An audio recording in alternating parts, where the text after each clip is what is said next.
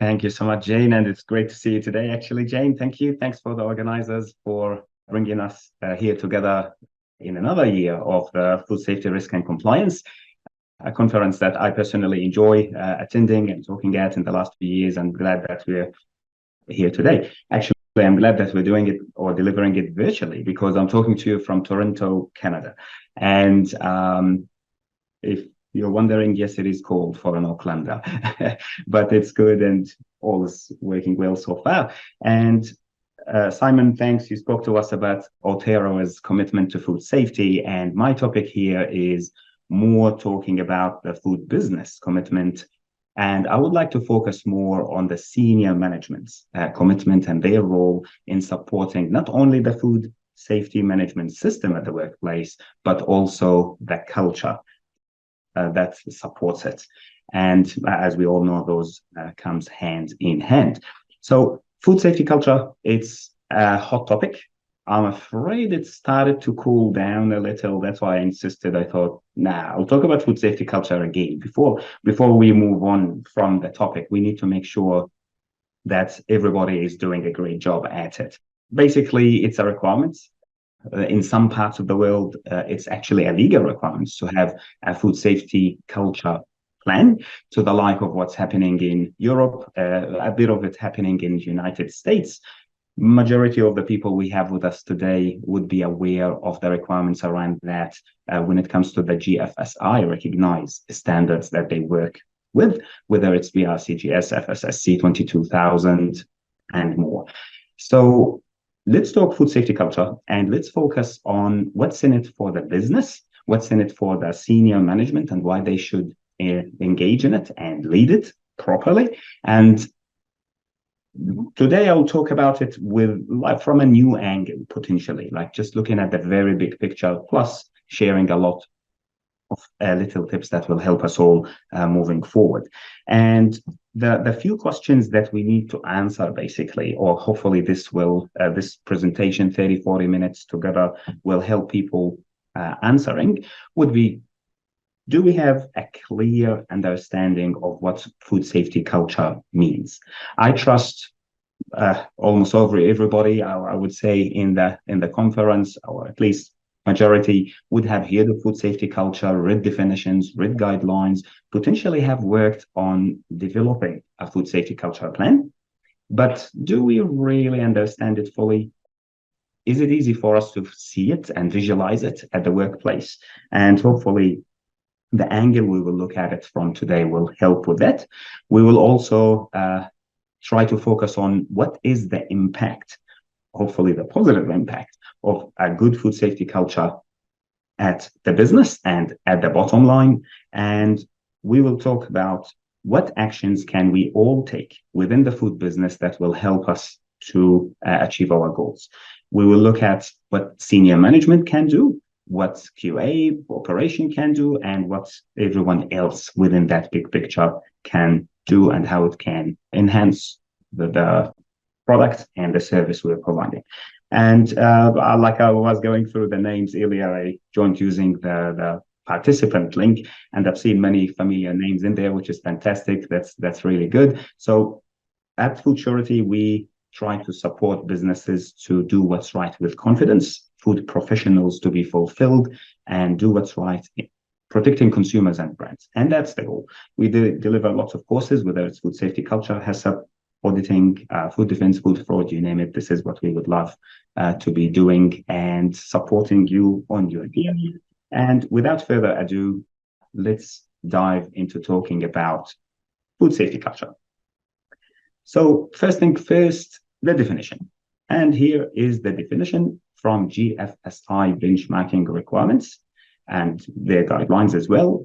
I'll allow people 20 seconds to read that. Then we will talk about some of the key words in there that are very interesting.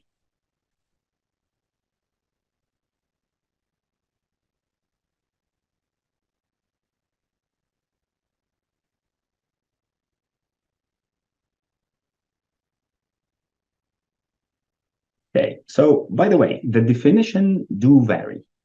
if you're looking at BRCGS versus GFSI versus guidelines versus other sources of information, you will find that the requirements do vary. And we are getting better at achieving consistency in what the standards want from us, but we're not there yet. So if you still feel it's not clear what does the auditor want when they raised a non-conformance or they made a comment, then it's fine, because you're not the only one who's wondering, right? And today we will look at it together in a way, if you'd like. So here's the definition. It's shared values, beliefs, norms that affect mindsets and behaviors at the workplace that has an impact on food safety and quality. And as you may have noticed in the standards that you work with, it started as food safety culture. Then we started talking about product safety culture to include packaging and some other products, not only food. And now we're talking about product, food safety, and quality culture, which is all good. The keywords that I would like to focus on here would be the words shared and the word behavior. When we speak food safety culture, we are not talking about fixing problems to the like of a metal detector is not working, or we have a customer complaint, or somebody didn't conduct a certain audit they should have conducted as part of the internal audit program. Fixing these type of issues is part of your food safety management system. But what we would like to focus on is the behaviors that might affect food safety and quality. And behind the behavior, there will be values, beliefs, norms that are shared by the whole team, not only by QA department. Usually we will find people from QA, compliance, technical, potentially production, engaged in food safety culture enhancement activities at the workplace. But what about everyone else? And to simplify it further, what does it mean? Let's say you hire me to work for you at your site today. You will put me on training, inductions. The first week, you will keep teaching me all the good stuff, what I need to be doing and what you expect from me. Fantastic. But 3 months down the road, do you think I will be doing exactly what you taught me on week 1? Or do you think I will be doing like everyone else? I know what answers I get when I talk about that with people. I hope what you will say is, nah, you will be following the rules because we're amazing at our workplace. I hope so. But is it the case? So culture is what we learn from the group. This is how we do things around here. This is how everyone does that, whatever the task is. That's the culture. If what everyone does is in line with the food safety management system, then fantastic. We are doing great. And yes, we have a positive culture because it's in line with the system. But if you believe that there are deviation from what we want to be doing, what we meant to be doing, what we have documented in our food safety management system, and what's actually happening, then there is room for improvement and there is some work that can be done. And again, that's in simple terms what food safety culture is, what we learn from a bigger group, and what we do when no one is watching, some people say. So enhancing the culture is not easy because we're talking about behaviors. What we want to focus on would be behaviors. Because it's difficult to change beliefs and values of our team members. Hopefully we hire the right people to start with. Again, this is something we can talk about with our HR colleagues, making sure that we hire the good fit team members, and then we can enhance the behaviors slowly. Put it this way. If you'd like to be like really good and into going to the gym and the rest of it, yeah, you can go tomorrow, you can go the day after, but that doesn't make it your lifestyle. You have to commit to that for 6 months or so before it becomes your lifestyle. And that's why we need to focus on behaviors, encourage what's good, discourage what we don't like to see, and be consistent with it until it becomes the new norm. That's in simple terms. But before diving into details, let me talk to you about a trip I took to Tauranga last year to talk at the Food Safety Symposium for the kiwi fruit industry organized by Zespri. They asked me to talk about food safety culture then, and I thought, yep, let's talk about food safety culture. But those days I was reading a book of one of my favorite writers. His name is Donald Miller, and he talks about the business and describing it as an aeroplane. The business is like an aeroplane, and he talks about how we can manage the business with that analogy in mind. I took that nice example that I liked and I modified it in a way to make it suit talking about food safety culture. So I'll share my version of that with you today. I did last year the kiwi fruit industry. They loved it, and hopefully you'll find value in it today. So let's see how we go. So it's good to think of our business as an airplane that we're flying, going somewhere. And as you can imagine, airplanes are made of certain parts or components, if you like. We have a cockpit, we have engines, wings, body, the rest of it. So what I'm suggesting, or the example that I'm sharing with you today, is to view the cockpit as senior leaders. This is where they sit. They are leading the organization. They decide the size of the airplane. They decide the size of the wings, the engines, the model they chose, and they decide also the destination and what we're taking with us. So all of these critical decisions get made by senior leaders. And if they know what they're doing, they will take us there, delivering those products and services safely. Of course, we need the body of the airplane. This is where we carry the load that we are delivering, and it's important.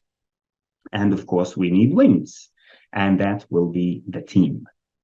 The team, or all team members on site together, they carry the organization. If we have the right team members, if we have the right mixture of team members, the right skills and knowledge and the rest of it, and that there are no cracks, the team works together really nicely, then that airplane is safe and it's going places. Of course, we need engines, and I would like to think of the right engine as the food safety culture and the lift engine as the food safety management system. One engine will land you safely, but it's not how you operate every day, right? So if you're in it for the long term, you need those two engines to be proper, to be working well, good capacity and the rest of it. But not only that, it has to be aligned. And this is what I just mentioned earlier. We need good food safety management system, meeting the legal requirements that Simon spoke to us about, meets customers' expectations and the rest, but it has to be followed. At the end of the day, a management system is a piece of paper or PDF file, procedures, whatever. It does nothing. What actually, oh man, there's a lot of things. That's not fair to say. But what I try to say is people produce safe food. It's people who produce safe food, not the system. Okay. But that's why we need the good culture for the team as well as the right system. Am I all good? You still can hear me? I'm assuming. Yeah, cool. So basically, we're saying we would like to have a good amount of fuel to keep those engines running, and that's your communication. So let's dive into it and talk about all of that in a bit more detail. And let's talk about the first component, basically, which is the cockpit. We agreed that the senior leaders sit in there, and to start with, their commitment is key to the success of the organization. They decide what the organization is about. They decide the direction. They even decide the route that we're going to take. And that's why you, at your workplace, you will have vision and mission.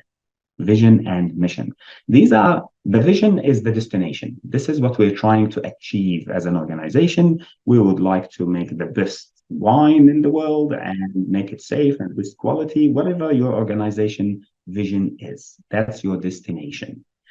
The mission is how you're going to get there. How you're going to get there by making the best wine or by contracting to fill the best wine in the best possible way if you only do wine filling, as an example, or whatever operation happens at your site. But we need the vision and we need the mission. And this is agreed by the senior management. And by the way, it's worth highlighting the values as well. We have those on the wall somewhere in the office. I hope you remember those at your workplace and you live them on a daily basis. But basically, the values are what the organization agreed to be known for. So we want to be known for being like committed and doing what's right and caring and whatever values you have highlighted at your organization. So all agreed by senior management, they put them in there, and now they need to show commitment to the success of the organization in line with those to reach to that vision, to using that mission, and to be known for as the values they agreed on. And before I move on from commitment, it's worth highlighting commitment, actually, because in FSSC 22000, in BRCGS, in most of the standards that you might be working with, you will find that talking about senior management and their commitment is somewhere early on in the standard. BRCGS issue 9, for example, the very first requirement, because it starts there, right? And we need to show that we are committed, that we want to do what's right. We make the resources available for our team members so they can deliver what we expect them to deliver and fix the problems timely and the rest. And of course, communication. So senior management need to communicate clearly what they expect from their teams, and they need to be concise and direct to the point. And we will talk about communication a bit more later. But start with senior leaders, and this is key. It's worth highlighting again that if you work with higher end standards, there is an expectation that the auditor will talk to the senior management on site, and they will ask them questions about what are you doing to support food safety and food safety culture and to continue to improve it. And the question now would be, how much understanding, how much commitment, how much involvement does your senior managers, the very top level of that organization you work for, like how much engagement they have with the culture, and how much do they know about what you are actually doing as part of your food safety culture plan? I hope the answer is yeah, they're into it and they're committed and they talk about it all the time and they're engaged in it, because this is what we expect to see. But also, if you feel that they need help, you can't have them in like a full day or 2 days worth of training, but you might consider something light to engage them. And that's why we created certain solutions like e-learning and the rest of it that will engage them over 2 hours to talk about not only food safety culture, but also governance, which is important. Okay, so that's from a senior management point of view, the cockpit. If you are that senior director and that senior manager, then fantastic. Hopefully this opened your eye a little bit more about the topic. If not, then at least you know how to talk about food safety culture with these senior managers. They're taking that airplane to the destination. They want to make it there safely and in a profitable manner. And when you talk to them, you need to talk within those lines. It's not about the auditor what. It's not about, yeah, but there might be a contamination of this and this. That's why we need to do that. We need to speak the language of the person that we're talking to. Okay, and I'll give you some more tips around that shortly. Let's move on and talk about the body of that airplane. The body of the airplane is like the products. They need to be safe and suitable. They need to be of good quality. They need to meet market expectations and customers' expectations. Of course, like there is labeling, there is traceability, and all of the requirements that Simon touched on earlier, of course, and probably we'll hear about many of these later on today. These products need to be delivered on time. Part of that, if you'd like, can be the premises, the equipment that we have. Make sure that the commitment is there, the resources are there, and that's why we have great premises and equipments and the rest. Then we expect the team to follow the right practices and demonstrate good behaviors, right? And we have to continue to improve continue to improve. We don't have to reinvent the wheel every year, but small changes, small improvements all the time. And that this part, I don't want to talk about it more than that, but let's talk about the wins. Culture, we agreed, is shared values, beliefs, and norms of the team, the whole team, including management. And that's why we need to make sure that the team members are committed, are competent, trained, they have the resources they need, enabled, motivated, and of course, we need to have some sort of actions that we do regularly to keep engaging the team, to keep enhancing the culture, and to remind them. So let me give you some examples here. We all talk about training. We know how important it is. We talk about having documented procedures and the rest of it, but we need to pay attention to what actually happens on site. Little example I talk about sometimes. When was the last time you heard someone saying, come on, we have to tidy that up really quick. We have the audit next week. I trust it happens. So if you repeat this message a lot, it will stick. And what your team member is hearing is do it quick because the auditor will be there. We're doing it for the auditor. We're not doing it because it's the right thing to do. Another message that probably you mentioned yourself or you heard somewhere is the production manager or somebody saying to the cleaning team, come on, guys, move it fast.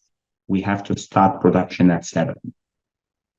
If that happens every morning, then what message are you sending to your production team all the time? That production is more important than cleanliness. And this message will stick. So watch out for that. All right, so let's talk also about, let's talk about it now anyway. Let's talk about behaviors. Team members should be enabled, should be trained, they have the resources,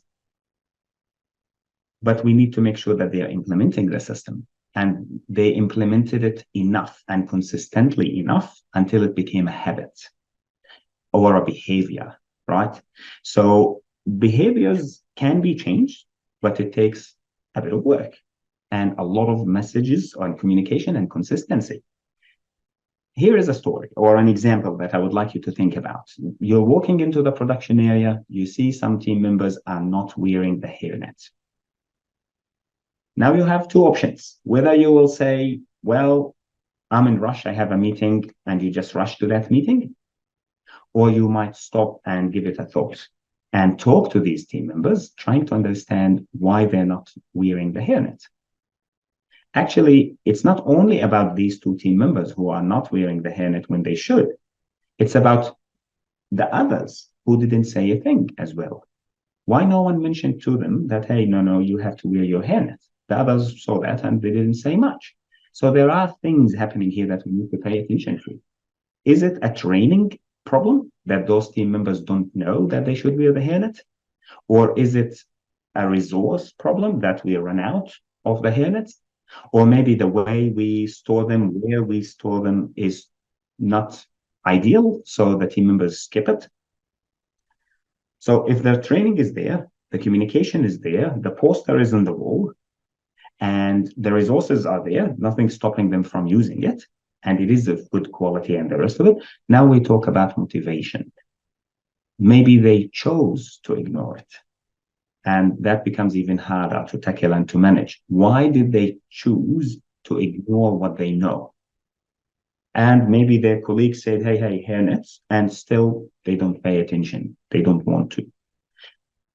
Another area to talk about here is to change a behavior, you need to focus on certain techniques that can be used. For example, if the team member that they respect and value that much is wearing a hairnet, maybe they will copy them because they value that person. Maybe it's a manager, maybe it's a colleague. Or maybe everyone else is wearing a hairnet. Why not me? Let me wear a hairnet like everyone else. So that's another area we can utilize. It can be the manager walking the talk. If the manager cut one corner and walk into the production area, even for 2 minutes without wearing that hairnet, the team members will cut 10 corners.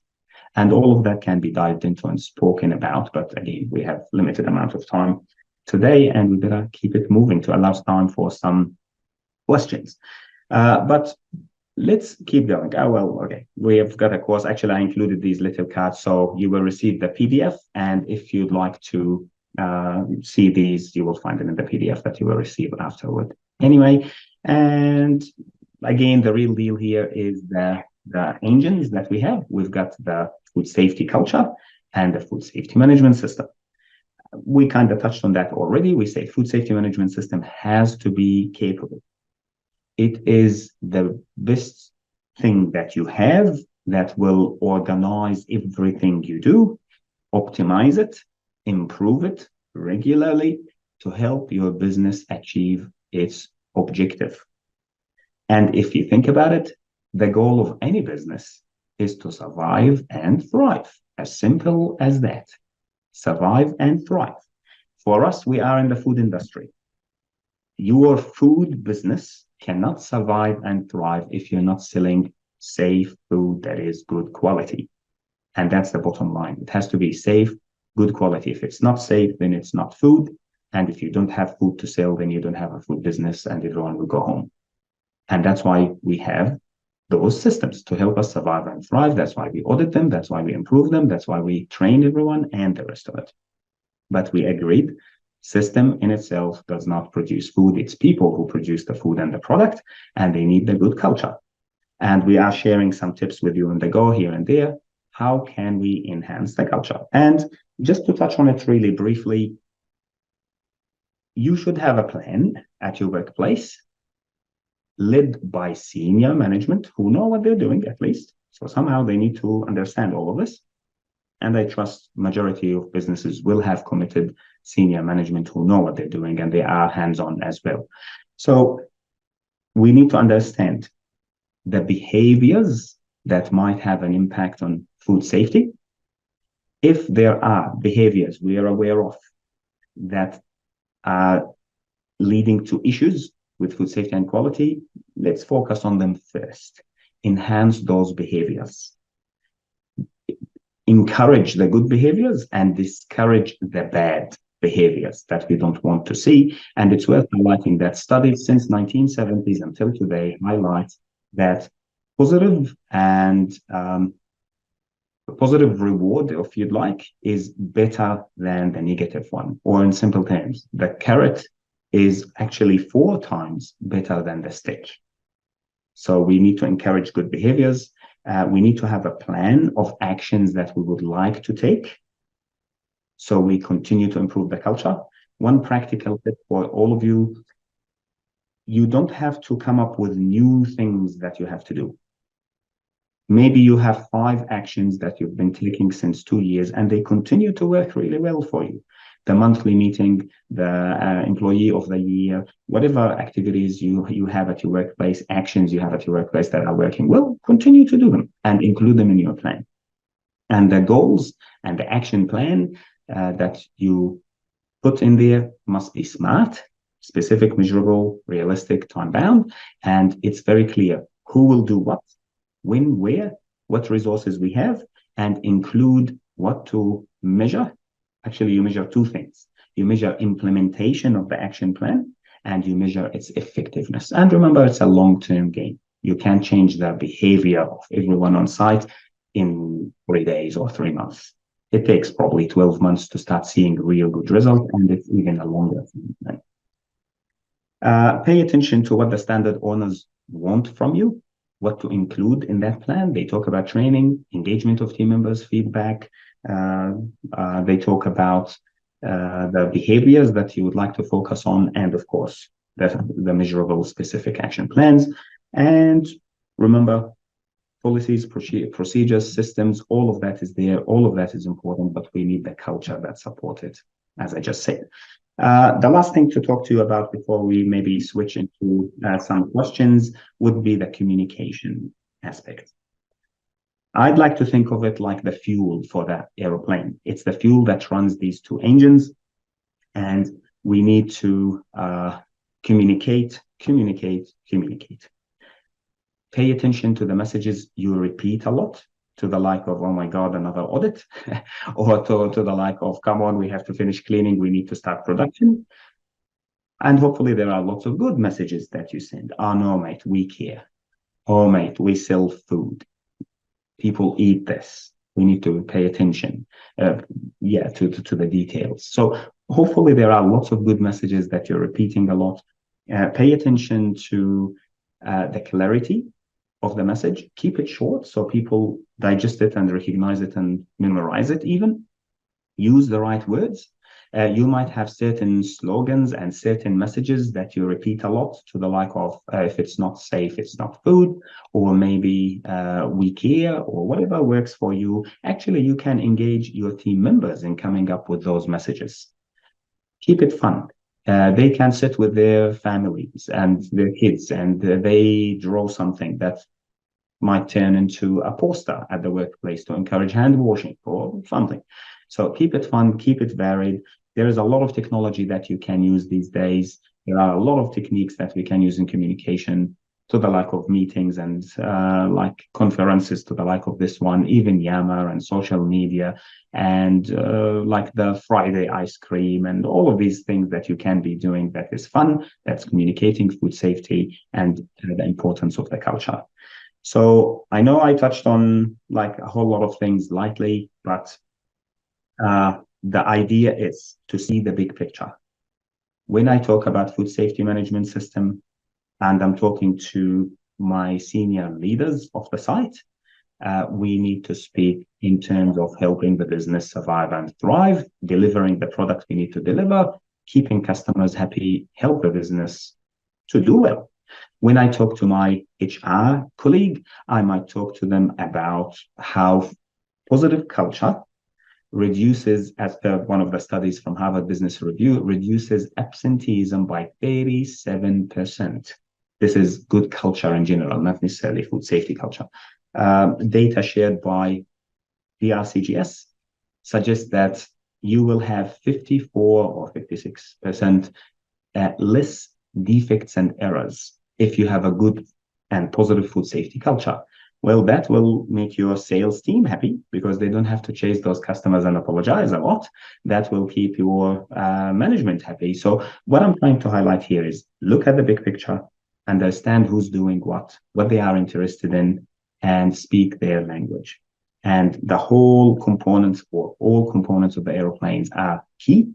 And if we have them all robust, strong, working together in perfect harmony, we will help the business survive and thrive, which is dependent 100% on selling safe, good quality food that meets customers' expectations. I hope that was of value. And again, like hopefully I allowed 7-8 minutes for questions. And I'm more than happy to answer any question you might have related to the topic. And you can reach out to us, of course, and the rest of it, and we can continue the conversation. We're happy to help. And back to Jane. Well, thank you for that excellent presentation, Ray. I certainly was captivated. I'm sure most of the attendees were too. And from my perspective, certainly as an auditor and a verifier, the commitment aspect that you talked about at the beginning applies to no matter what risk-based management or food safety system a business has in place, from large businesses through to our smaller businesses or sole traders that are operating national programs. And it's, as you say, it's not necessarily what we've found during our verifications is it becomes apparent quite early on if there is that commitment in terms of and the way that things are done, which should be the right way.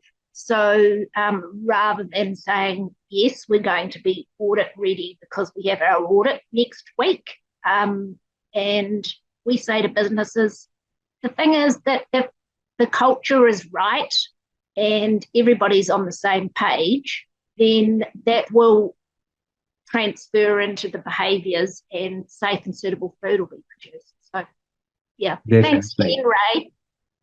Fantastic. No, thank you so much for that, Jane. Yeah. Have we any questions for Ray to answer? Okay, just one moment, please. There is a question for you from one of our attendees. So the question is, how do we make meetings fun and engaging with a food safety culture committee of only 6? We have the meeting on a monthly basis. Would this, in your view, be too regular? Well, I think it depends. I'll put an FSSC and ISO 22000 hat on here suddenly.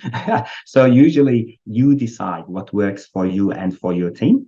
If they're talking about the food safety culture committee who meets regularly to talk about like the actions that they have agreed, they keep an eye on its implementation, the plan's implementation, and also the effectiveness. Measuring the effectiveness is not something that you do every month, but measuring implementation, yeah, why not? And I think you can't over communicate like the importance of food safety culture and the rest of it. How to make it fun? Basically, we can embed food safety in the fun things we do. So, for example, we might have monthly or every quarterly, potentially, a day where the team get together, and the idea is team building, right? Okay, great. Why not have a bit of a food safety quiz where we ask about food safety, and the winner wins a cutting board set. So they go home and talk about safety even more. So that can work. And the posters, as I said, I hear people talking about that before, and I've seen it in one of the sites actually I worked with. They came up with an activity where people with their children painted certain posters to highlight certain key messages, and those were the posters used around the site, which is fun as well. So I hope I got the question right and I answered it, giving some ideas here. And yeah, if there is anything else we can answer or maybe elaborate a bit more. Yeah. Thanks for that, Ray. And as he mentioned, if you have any other questions, he's put his contact details up there previously on the PowerPoint presentation. Once again, thank you for your time. Fantastic. Thank you, Jane.